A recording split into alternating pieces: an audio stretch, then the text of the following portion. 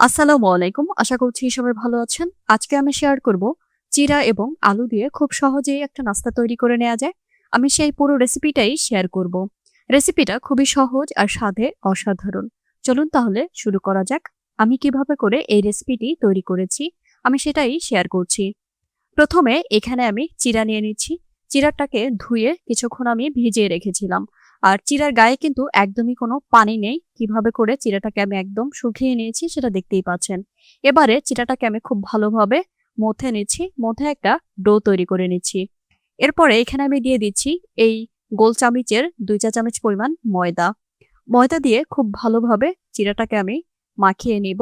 আর এখানে আমি অ্যাড করে দিচ্ছি পরিমাণ মতো লবণ। লবণ দিয়ে খুব ভালোভাবে চিড়া আর ময়দা মাখিয়ে খুব সুন্দর একটা ডো তৈরি করে নিচ্ছি।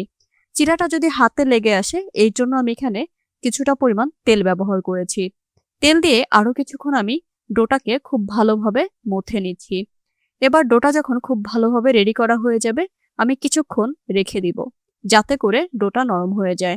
ইতিমধ্যে কিন্তু অনেকটা ডো নরম হয়ে আসছে, দেখতেই পাচ্ছেন। আর এই পর্যায়ে আমি আলুটাকে রেডি করে নিচ্ছি। প্রথমে তেলের মধ্যে আমি পেঁয়াজ কুচি দিয়ে দিচ্ছি। এবার দিয়ে দিচ্ছি আমি আদা কুচি। দিয়ে একটু ভালোভাবে নাড়াচাড়া করে নিচ্ছি। এবার একটু পেঁয়াজটা ভাজা হয়ে গেলে এখানে আমি কাঁচামরিচ অ্যাড করে দিচ্ছি। কাঁচামরিচ দিয়ে খুব ভালোভাবে নাড়াচাড়া করে নিচ্ছি। এবার আমি এখানে অ্যাড করে দিচ্ছি জোয়ান। এবার লবণ দিয়ে দিচ্ছি, মরিচের গুঁড়া, ধনিয়ার গুঁড়া, হলুদের গুঁড়া দিয়ে দিচ্ছি কিছুটা পরিমাণ বিট লবণ। এবার খুব ভালোভাবে মিক্স করে নিচ্ছি। এ পর্যায়ে অ্যাড করে দিচ্ছি আমি আলু। আলুটাকে আগের থেকে আমি গ্রেটারে গ্রেট করে নিয়েছি। আপনারা চাইলে হাতে মথে নিতে পারেন, তবে সব থেকে ভালো হবে গ্রেটারে গ্রেট করে নিলে।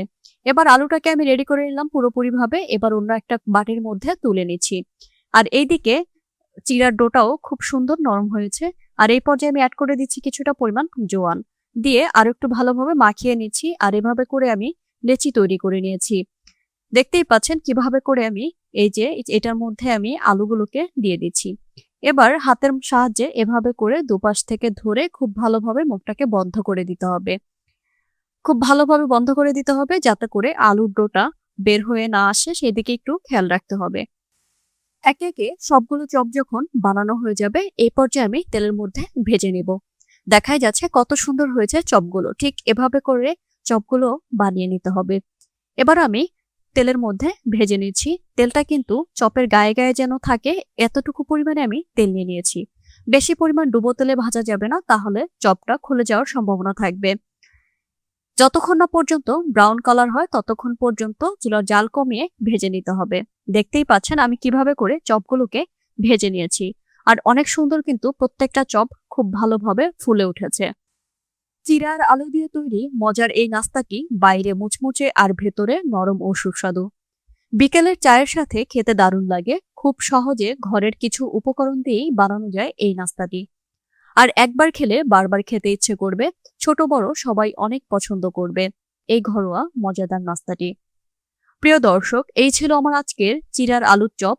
আশা করি রেসিপিটা আপনাদের অনেক ভালো লেগেছে। রেসিপিটা যদি ভালো লাগে তাহলে অবশ্যই একটা লাইক দিন এবং বন্ধুদের সাথে শেয়ার করুন। কমেন্টে জানাতে ভুলবেন না আমার এই রেসিপিটা কেমন হয়েছে। পরবর্তী রেসিপিতে আবার দেখা হবে ইনশাল্লাহ। সবাই ভালো থাকবেন, সুস্থ থাকবেন। সবাইকে অসংখ্য ধন্যবাদ আমার ভিডিওটা দেখার জন্য। আল্লাহ হাফেজ।